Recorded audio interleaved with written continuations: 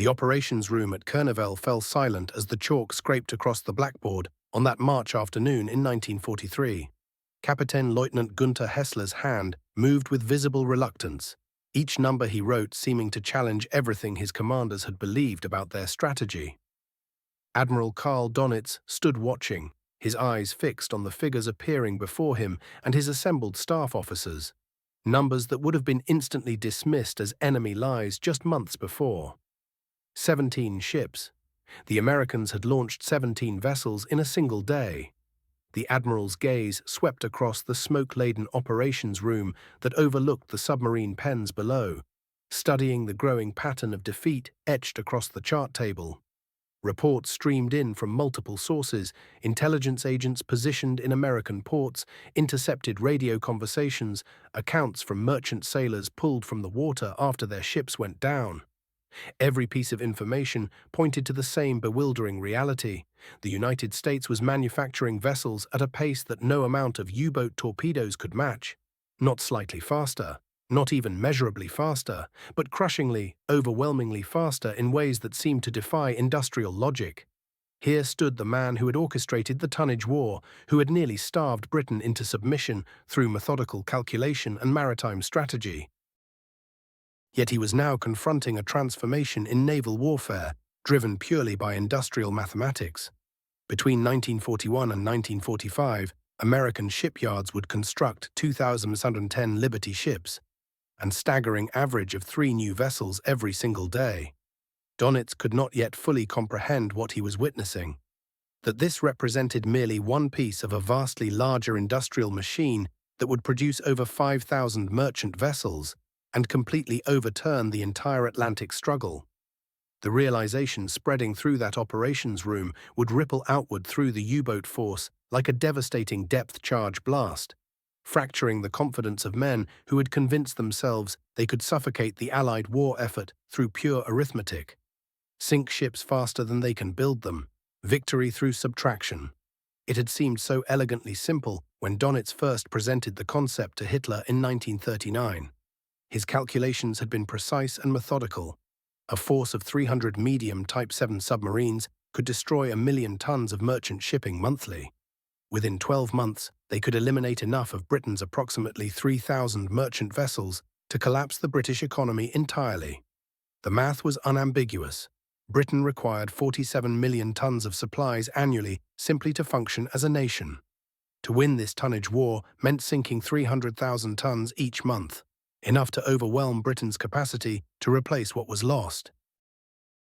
In his leather journal, written in his characteristic style, Donitz had captured the philosophy perfectly. The shipping of the enemy powers is one great whole. It matters not where a ship is sunk, it must be replaced by a new one regardless. This tonnage war reduced all naval strategy to a single mathematical formula. Enemy ships minus sinkings equals either victory or defeat.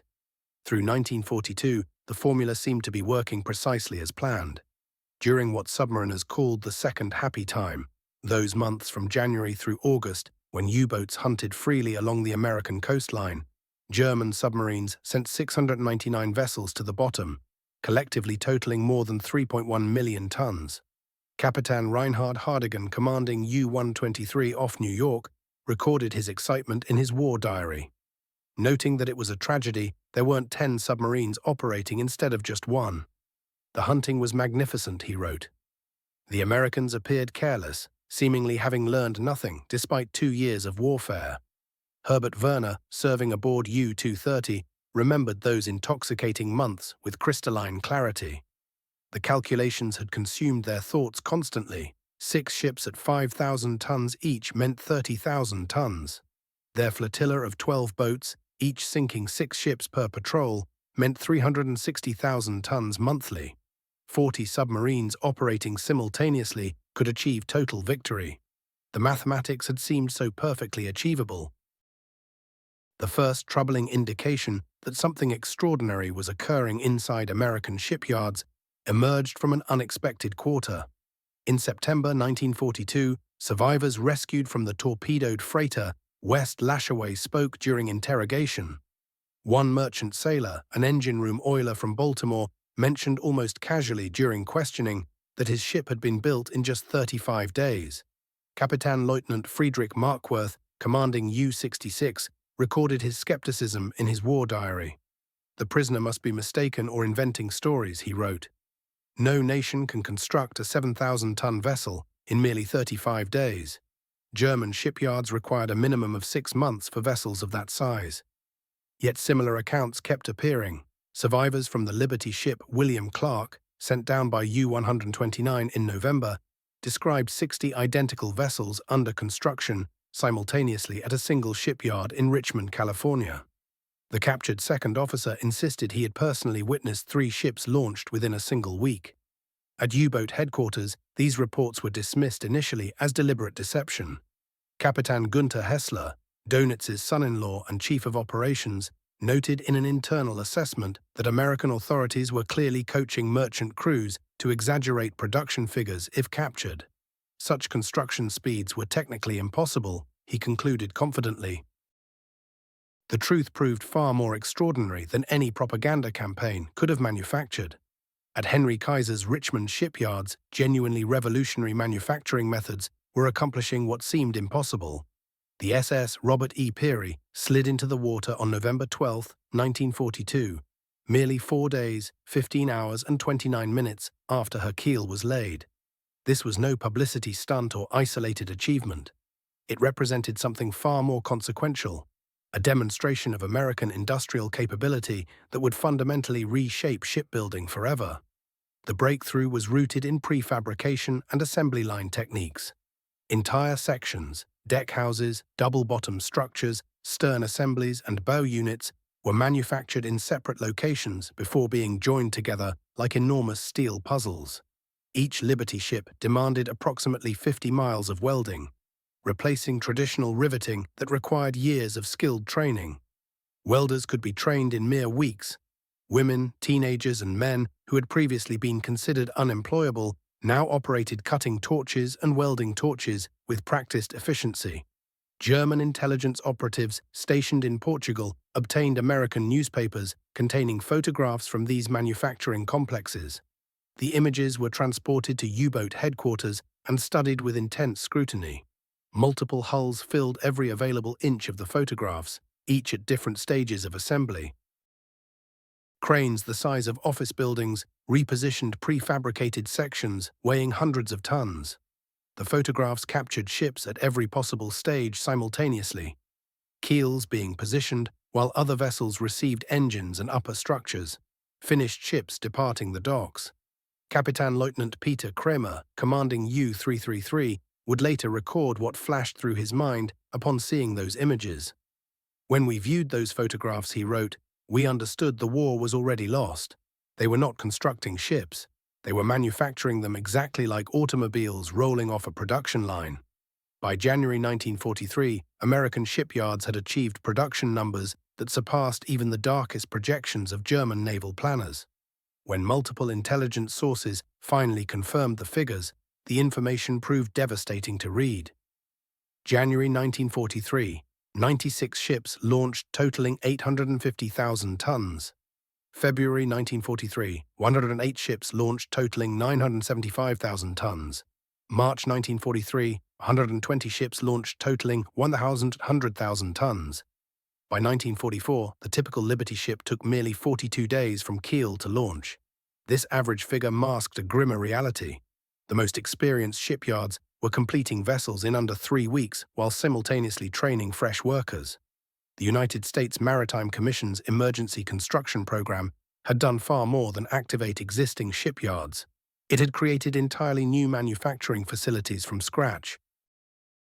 Captain Lieutenant Wolfgang Luth, among Germany's most celebrated U-boat commanders with 47 vessels destroyed, expressed the hopelessness gripping the submarine force in a letter to his wife that survived the post-war years.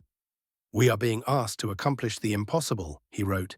"Yesterday I learned Americans produced 100,000 tons in a single month. We are not fighting a navy, we are fighting a factory."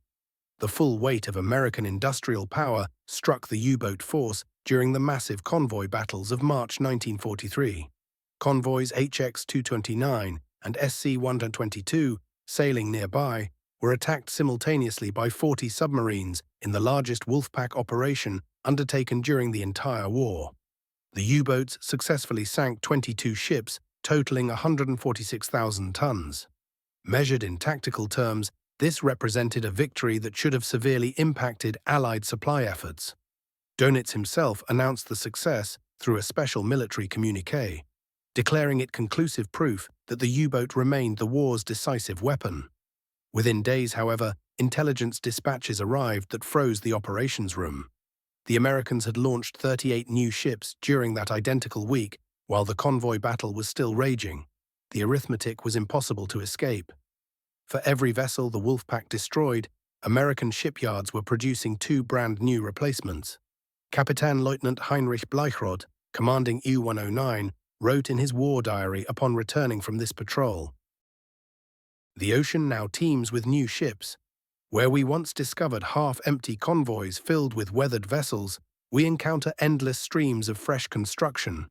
New paint gleaming, modern equipment throughout, flying American colors. They are submerging us in their abundance." Even more unsettling were intelligence reports describing ship types previously unknown to German naval analysts. Beyond the standard Liberty ships, American yards were launching faster Victory ships, T2 tankers, and specialized vessel designs. Such variety indicated not desperate improvisation, but deliberate strategic planning and apparently unlimited industrial capacity. German submariners rescued after their boats sank and picked up by Allied vessels provided the most detailed descriptions of American manufacturing capabilities. Oberleutnant Hans Joachim Förster pulled from the water after U-189 was sunk by British escorts in April 1943, spent 3 weeks aboard the newly completed Liberty ship, James W. Denver, before reaching port. In his post-war account, Förster described a vessel so recent that instruction manuals remained sealed in protective plastic. The crew spaces contained conveniences the German officer hadn't encountered in years. Hot running water, electrical lighting in every compartment, refrigerated food storage throughout. The engine room possessed more sophisticated machinery than any U-boat he had served in, including the newest submarines in the fleet. This was clearly not a hastily assembled emergency vessel, but a thoughtfully engineered ship that simply happened to be built within 5 weeks. The American merchant crew, confident their nation would prevail, discussed production figures openly. One naval officer showed Förster a newspaper article describing Kaiser's Richmond manufacturing complex. The piece, intended to strengthen American civilian morale, contained production statistics that Förster committed to memory. Between 1941 and 1945, 18 American shipyards produced 2,551 Liberty ships, by far the largest single class of merchant vessels ever constructed by any nation. In May 1943, German naval intelligence obtained what they regarded as a significant intelligence victory. Working through Spanish diplomatic channels, they acquired a complete copy of the United States Maritime Commission's annual report. The document, prepared for the American Congress, detailed shipbuilding achievements and future projections with exhaustive precision. When Dönitz read the report at his headquarters, he reportedly sat in complete silence for a full hour. The figures transcended comprehension. American shipyards had launched 4,915 merchant vessels, totaling 36,960,592 tons throughout the war years. This represented nearly 4 times the pre-war American merchant marine fleet. The report projected that 1944 production would exceed 1943 performance levels. The document revealed that American manufacturers were prefabricating 250,000 individual components throughout the country in massive 250-ton sections before welding them together across approximately 70 days. One section highlighted that American shipyards employed over 700,000 workers, including 200,000 women operating alongside men. German shipyards, by comparison, employed fewer than 80,000 workers in total. Most were increasingly reluctant forced laborers. Kapitän Eberhard Gott, Dönitz's chief of staff, performed the crushing mathematical calculations. At current production speeds, even if U-boats succeeded in destroying every vessel within a massive convoy, a feat that remained impossible in practice, the Americans would replace the entire lost tonnage within merely 11 days. Beyond the stark numbers themselves, U-boat commanders reported increasingly encountering technological advantages in new American vessels that complicated their attack calculations. These fresh Liberty ships featured advanced navigational instruments, improved damage control systems, and defensive armament that exceeded what many destroyer escorts had possessed just 2 years earlier. Captain Lieutenant Herbert Schulze, commanding U-437, noted after an unsuccessful attack in June 1943 that the target vessel had executed complex evasive maneuvers, suggesting radar detection of the periscope. The newly constructed Liberty ship had demonstrated speed exceeding their intelligence estimates, he reported. Additionally, the defensive armament included radar-controlled guns that came disturbingly close on their initial emergency dive. The technological gap extended beyond weaponry into construction methodology itself. While German shipyards continued relying predominantly on riveting techniques, American yards had perfected welding processes that not only accelerated completion but also produced structurally superior hulls. Welding consumed less steel, reduced construction duration by 30%, and could be performed by workers who had received training for merely 2 weeks. German efforts to accelerate their own shipbuilding programs ended in catastrophic failure. The small number of cargo ships Germany managed to produce required an average of 8 months. When pressure mounted to compress schedules, quality deteriorated so severely that several vessels literally fractured during sea trials. The emotional toll on U-boat personnel was becoming overwhelming. Submariners who had served in 1940 and 1941, when single submarines could obliterate entire convoys, now confronted crushing opposition. They had transformed from dominant hunters into vulnerable prey. Maschinengefreiter Johann Müller, a diesel mechanic serving aboard U-748, maintained an illegal diary that survived the post-war period. His July 1943 entry captured the prevailing despair perfectly. The veteran sailors speak wistfully of previous campaigns, he wrote, when ships burned continuously across the horizon. Now we consider ourselves fortunate to return alive from each mission. The Americans, we hear, manufacture vessels faster than we can reload our torpedo tubes. Where is the purpose in what we endure? The statistics validated this despondency completely. Following December 1941, when America entered the conflict, the tonnage target had effectively doubled to 700,000 tons monthly. This target was achieved in only a single month, November 1942, yet after May 1943, average monthly sinkings plummeted to less than 1/10 that figure, revealing the staggering reversal in the Atlantic struggle. The hunters had transformed into the hunted, and the balance of the tonnage war shifted with brutal, irreversible force. U-boat morale, already fractured by relentless losses, now shattered completely under the weight of what they were learning. Men spoke of their submarines as iron coffins, words that would have meant courtroom and execution a year before, yet now rang so constantly from crew quarters that officers simply stopped listening. Facing undeniable proof of American manufacturing dominance, Dönitz launched his final desperate gambit to salvage the tonnage war. When he sat down with Hitler on May 31, 1943, he came with hard numbers and urgent pleas, demanding a minimum of 40 new submarines monthly. Hitler, increasingly detached from any coherent reality, gave his blessing but provided nothing. No steel, no workforce, no resources. The answer was yes and no simultaneously. Dönitz responded by rewriting U-boat tactics. His submarines received new orders. Hunt loaded vessels first, ignore empty hulls, prioritize tankers over general cargo, seek out new construction that couldn't be easily replaced. Yet these tactical refinements meant almost nothing against the relentless tide of American shipbuilding. It was rearranging deck chairs on a vessel that was already sinking. In his June 1943 war diary, Dönitz wrote with emotion that surprised even those who knew him. The enemy production figures have been confirmed from multiple independent sources. We are not facing a naval fleet, we are confronting an entire manufacturing apparatus. Each patrol consumes a submarine we cannot possibly replace, while the Americans launch additional ships daily. The arithmetic of the tonnage war has become our death warrant. At the center of this American shipbuilding miracle stood Henry J. Kaiser, a man who had never constructed a single vessel before 1940. His methods, refined through mammoth projects like the Hoover Dam, fundamentally revolutionized how ships were built. German intelligence maintained thick files on Kaiser, desperate to comprehend how one individual's approach could transform the entire Atlantic struggle. Kaiser's breakthroughs appeared almost mundane, yet proved revolutionary in execution. He introduced modular construction and assembly line methods, welding ship sections together rather than riveting them. Women workers labored alongside men. 3 shifts operated continuously. Shipyards became factories in the truest sense. German naval architects who examined captured blueprints sat in stunned disbelief at what they discovered. His Richmond facilities alone employed 90,000 workers at their peak.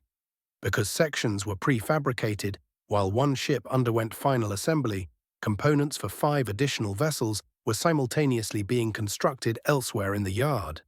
The operation functioned precisely like an automobile manufacturing plant, with ships progressing methodically through assembly stations. When Admiral Werner Fuchs, commanding Germany's naval construction efforts, reported his findings to Dönitz, his tone conveyed genuine bewilderment. Kaiser has industrialized shipbuilding beyond our wildest imagination. Our yards remain artisan workshops. There are their factories. We construct ships individually. They manufacture them by the hundreds. The distance between us is not merely quantity, but fundamental philosophy.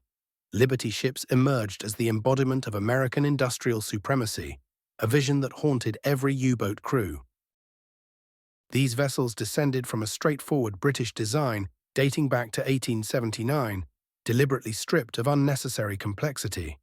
They moved slowly through the Atlantic.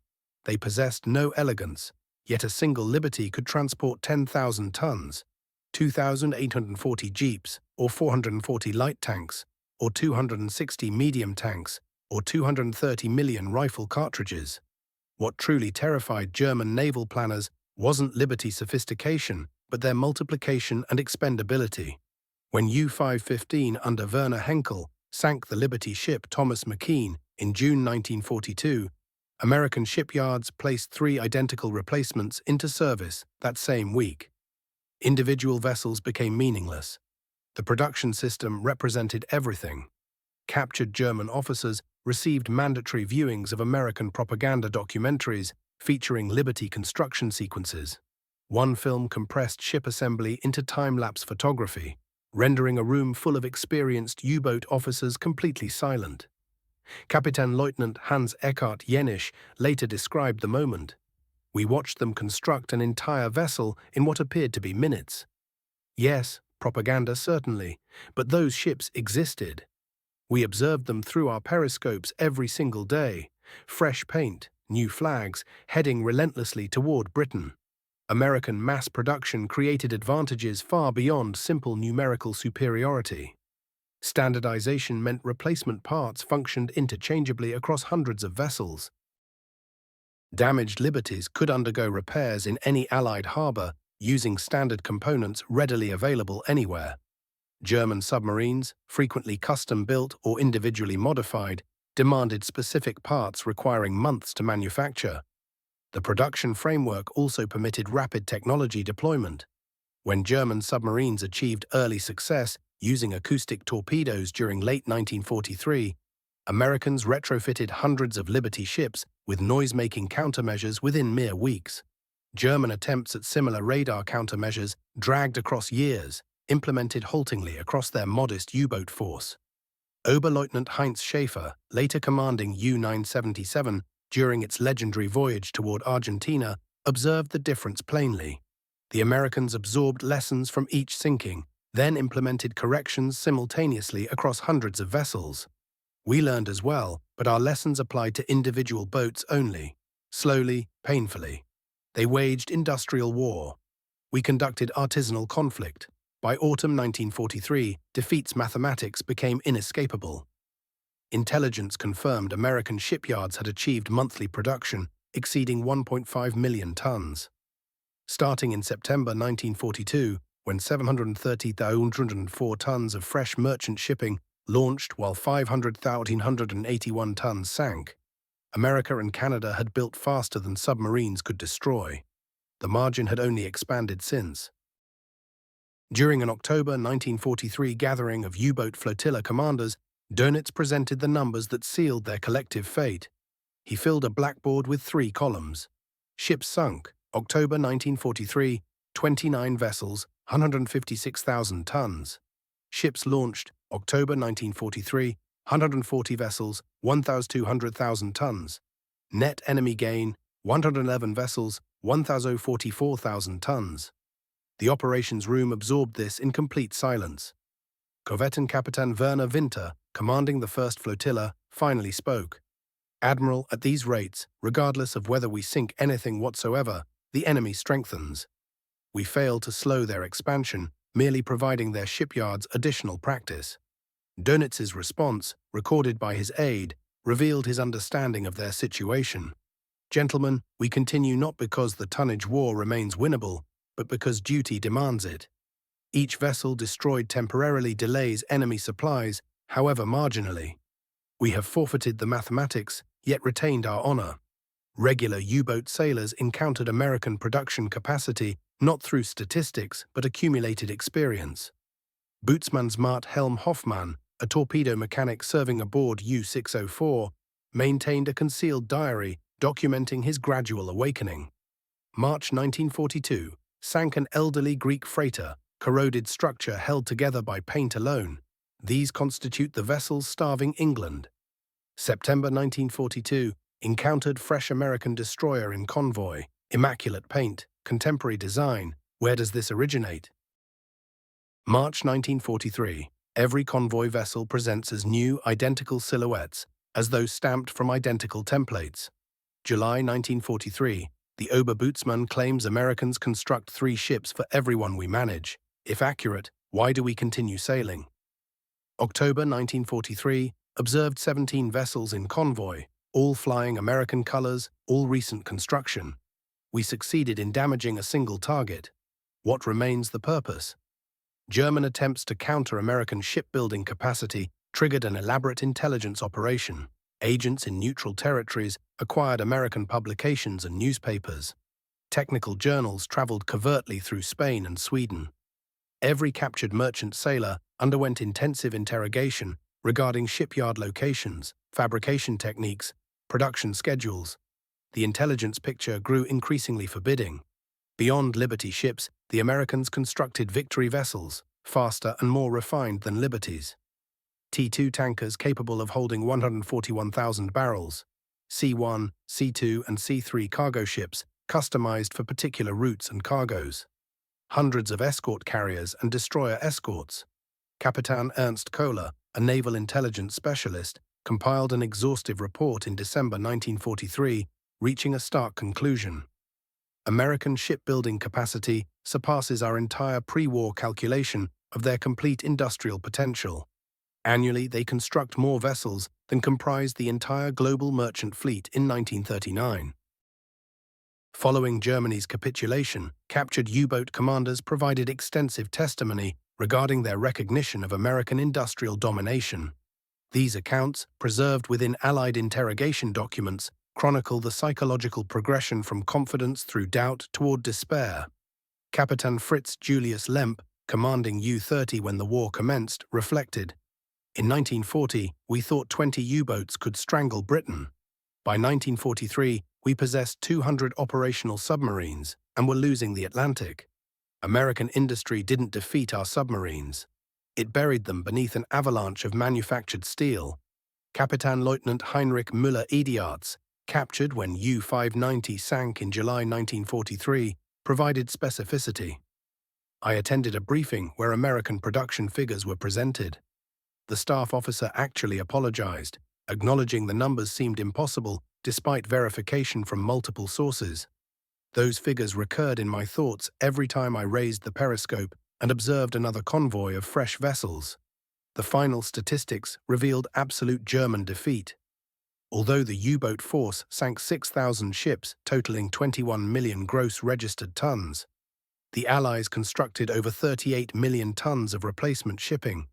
The net gain of 17 million tons meant the Allies concluded the war commanding a larger merchant fleet than possessed at commencement. For Dönitz and his officers, These numbers signified military failure and conceptual bankruptcy. The tonnage war doctrine had presumed finite resources and bounded production. It had never contemplated an adversary capable of converting their complete industrial infrastructure into a shipbuilding enterprise.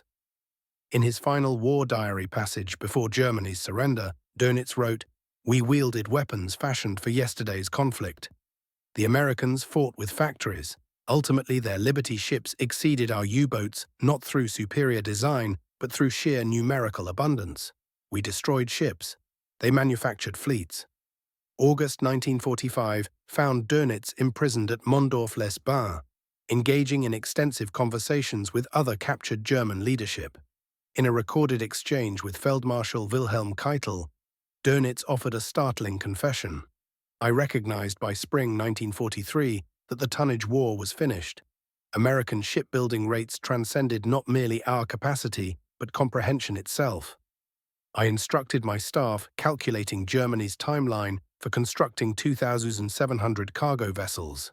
The calculation returned 150 years operating at maximum output.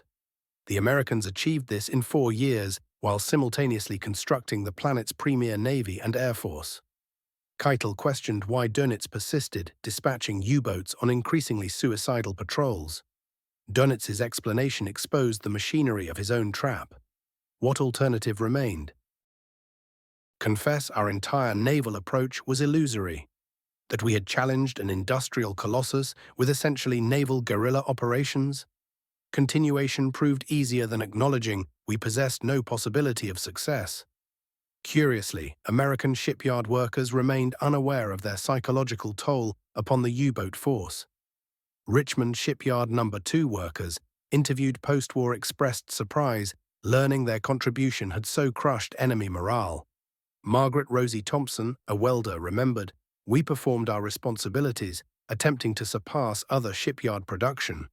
We inscribed slogans on hulls, built by America's women, or from Richmond to Hitler with love. We didn't comprehend U-boat commanders were reading our messages through periscopes and surrendering hope." Henry Kaiser himself, reflecting in a 1946 interview, acknowledged incomplete wartime understanding. "I concentrated on productivity, cost per ton, employee protection. The war's conclusion revealed we had essentially industrialized triumph. The Germans possessed no capacity matching our production mathematics." Each Liberty ship affirmed that democratic capitalism could outmanufacture authoritarianism. The stark numbers left no room for interpretation. Germany commissioned 1,162 U-boats across the war. Of those, 777 went down, taking 30,000 submariners with them. The casualty rate reached a devastating 75%. The highest of any military branch in any nation during the entire conflict. Meanwhile, the Allies lost 2,779 merchant ships to these underwater predators. Yet American shipyards responded with staggering output. Builders constructed 2,710 Liberty ships, 534 Victory ships, and over 500 additional cargo vessels. In total, more than 8,000 ships came off American production lines. By the war's peak, these shipyards manufactured enough tonnage in just 3 years to match the entire pre-war global commercial fleet. The strategic calculations Dönitz had so meticulously worked out back in 1939 didn't just fail, they collapsed entirely. After the war, surviving U-boat commanders sat down for interviews and revealed something haunting. By mid-1943, they already knew defeat was coming, not from military setbacks or tactical failures, but from production numbers. The mathematics of American industry had sealed their fate. Captain Adalbert Schnee, one of Germany's most decorated submarine officers, spoke years later at a 1975 veterans gathering. He put it simply, "We were magnificent warriors, defeated by accountants and factory workers. Every torpedo we fired cost the Reich the equivalent of building 5 houses. Every Liberty ship the Americans built cost them less than our torpedoes. We were fighting the wrong war with the wrong weapons against the wrong enemy." The psychological weight of this realization extended far beyond the final guns falling silent. U-boat veterans couldn't shake the growing comprehension of just how badly they'd misjudged American industrial capacity. Heinrich Lehmann Willenbruch, the highly decorated commander of U-96, the famous submarine immortalized in Das Boot, later worked in merchant shipping. During the 1960s, he watched Liberty ships still operating efficiently in commercial service, outlasting by decades the finest submarines Germany had ever built. He reflected on the bitter irony. Ships we were told were emergency trash, barely seaworthy, outlasted our finest U-boats by decades. It was the final insult. In February 1943, a remarkable document circulated among U-boat flotilla commanders. An anonymous staff officer, later identified as Korvettenkapitän Hans Rudolf Rusing, had authored a mathematical analysis that proved prophetic. He laid out the numbers with cold precision. American production stood at 1 million tons monthly and rising. Current sinking rates reached 400,000 tons monthly, but were falling. The net Allied gain, 600,000 tons monthly. His projections followed a simple trajectory. By December 1943, the Allies would replace every merchant vessel lost since 1939. By December 1944, the Allied merchant fleet would exceed pre-war tonnage by 100%. By December 1945, they would possess double the world's entire 1939 merchant capacity. His conclusion: the tonnage war is not being lost, it is already lost. Mathematics do not lie. Dönitz's headquarters suppressed the document, yet copies survived. Every prediction turned out conservative. The Allies actually exceeded the projections significantly. Kapitän-Leutnant Peter Kremer, nicknamed Ali, who commanded U-333, offered perhaps the most eloquent summary of U-boat commanders' reckoning with American industrial might. In his post-war memoir, he described the shock. We had been told America was a mongrel nation of jazz musicians and Hollywood cowboys, incapable of serious warfare. Then we learned they were building ships faster than we could count them, let alone sink them. Each Liberty ship was a 7,000-ton testimony to our leaders' delusions. He remembered the exact moment when everything became clear. March 1943, he'd just sent a freighter to the bottom, a perfect kill. His watch officer called him to the periscope. On the horizon sat another convoy, 40 ships, all brand new, all American-built, all heading toward Britain. Kremer had 2 torpedoes remaining, 2 torpedoes against 40 ships. That arithmetic defined their entire catastrophe. We were U-boat men, elite warriors of the Kriegsmarine. Kremer reflected. We thought courage and skill would triumph over numbers, but you cannot torpedo a production statistic. You cannot sink an assembly line with valor. The Americans had weaponized their entire industrial base, and we were hunting their output with submarines. It was like attacking a thunderstorm with a sword. Heroic, perhaps, but ultimately futile. At the Nuremberg trials, prosecutors questioned Dönitz extensively about his decision to continue the U-boat campaign, despite knowing about American production superiority. His recorded response remains one of the war's most revealing admissions. By early 1943, I knew from intelligence reports that the Americans were building approximately 140 ships monthly, while we were sinking fewer than 40. Simple arithmetic showed we were losing the tonnage war by a factor of 3 to 1, and the ratio was worsening each month. But what alternative did we have? Surrender the Atlantic without a fight? Allow the Allies to build their invasion fleets unmolested?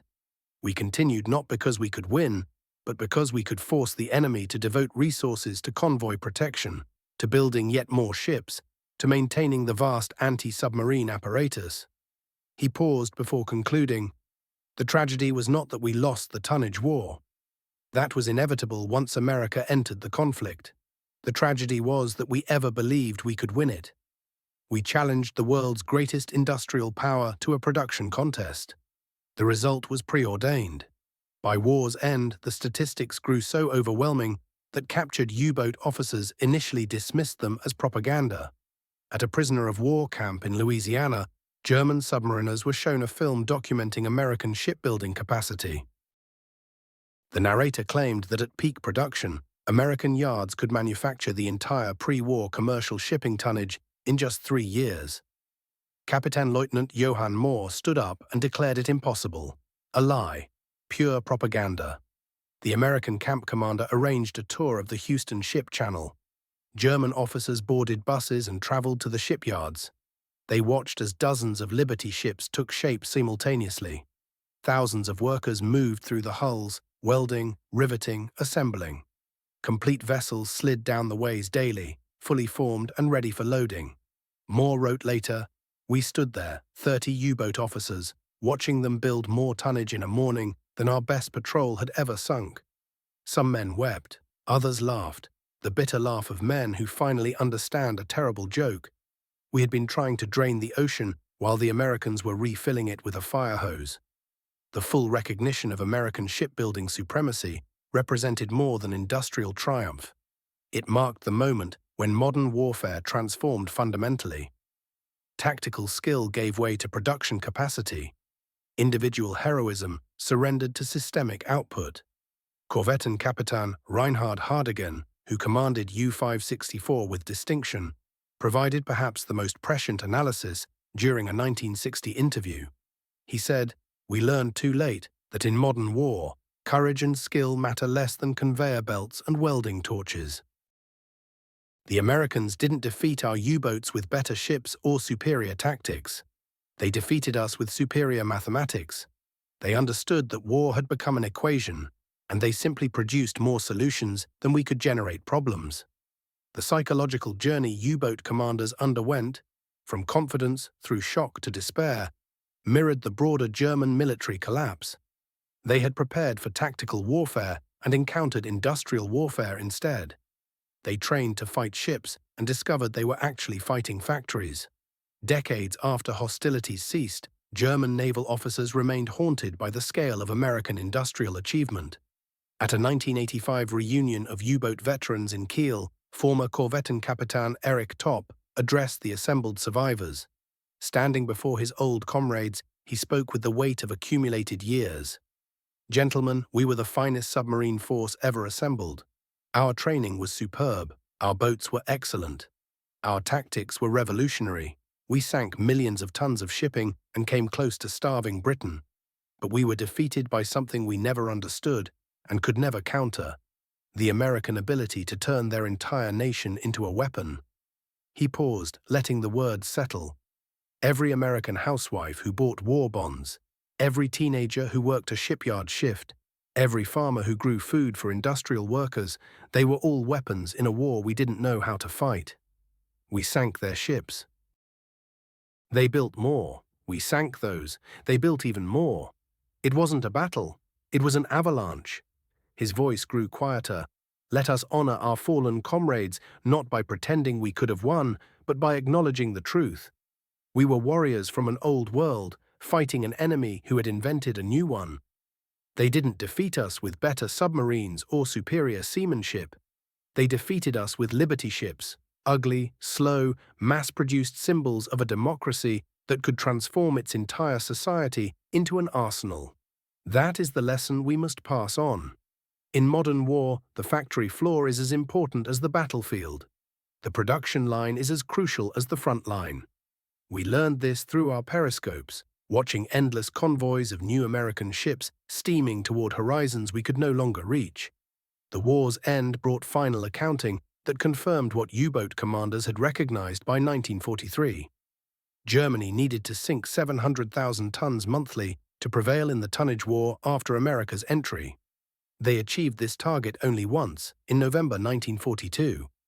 By contrast, American shipyards were producing over 1.5 million tons monthly by 1943. The ratio told the complete story. The human cost of this mathematical defeat proved staggering. Of 40,000 men who served in U-boats, 30,000 perished. The 75% casualty rate topped every military branch in every nation throughout World War II. They had fought with extraordinary courage for a strategy that numbers had doomed from inception. Admiral Karl Dönitz, writing in his memoirs years after the war's conclusion, composed an epitaph for the tonnage war itself. "We calculated that sinking sufficient tonnage monthly would defeat Britain. We didn't calculate that America could build 2 million tons monthly. That was not a miscalculation. It was a failure of imagination. We could not imagine such industrial power because we had never seen it. By the time we could see it, through our periscopes and in our intelligence reports, it was too late. The war was over. We simply continued fighting for 2 more years before admitting it. Today, only 2 operational Liberty ships remain from the 2007-10 constructed between 1941 and 1945. The SS John W. Brown and the SS Jeremiah O'Brien survive as memorial ships, preserved as living reminders of an extraordinary industrial achievement. They stand not as monuments to naval architecture, but as tributes to production capacity itself. They represent what President Franklin Roosevelt called the arsenal of democracy. For German U-boat veterans, these preserved ships symbolize something else entirely: the physical manifestation of mathematical defeat. Every rivet, every weld, every ton of cargo capacity represented a number in an equation they could never balance. They had gone to war convinced of German engineering superiority, confident in their training, certain of victory. They discovered instead that wars could be won in shipyards. Victory could be welded together by workers who had never seen an ocean. Production could triumph over prowess. The story of U-boat commanders recognizing that American shipyards outpaced their ability to sink vessels represents ultimately a tale about warfare's fundamental transformation. Industrial capacity became more important than military skill. Production lines grew more decisive than front lines. The capacity to build surpassed the ability to destroy. German U-boats were not defeated by superior Allied naval forces, better tactics, or more courageous sailors. They were defeated by 2,710 Liberty ships constructed between 1941 and 1945. Each represented 7,000 tons of proof that in modern warfare, mathematics matters more than martial prowess. The nation that builds the most, the fastest, prevails. U-boat commanders who survived carried this knowledge with them for decades. The terrible understanding that they had been magnificent warriors in the wrong kind of war. Fighting with submarines against spreadsheets, attacking with torpedoes against an enemy armed with assembly lines. They sought to win a tonnage war and discovered too late that their opponent had redefined what tonnage meant. Their story stands as warning and lesson for any generation. In industrial warfare, courage and skill remain important, but they cannot compete against overwhelming productive capacity. The U-boats of the Kriegsmarine were among the finest weapons ever created, manned by extraordinarily brave and skilled warriors. Yet they were ultimately defeated by something as mundane as production statistics, as unglamorous as welding torches, as straightforward as the ability to build ships faster than they could be sunk. That remains the final lesson of the tonnage war. In modern conflict, victory belongs not to the brave, but to the productive, not to the skilled, but to the systematic, not to those who can destroy, but to those who can build.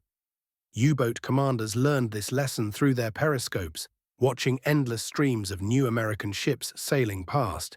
Each vessel represented mathematical proof of their inevitable defeat.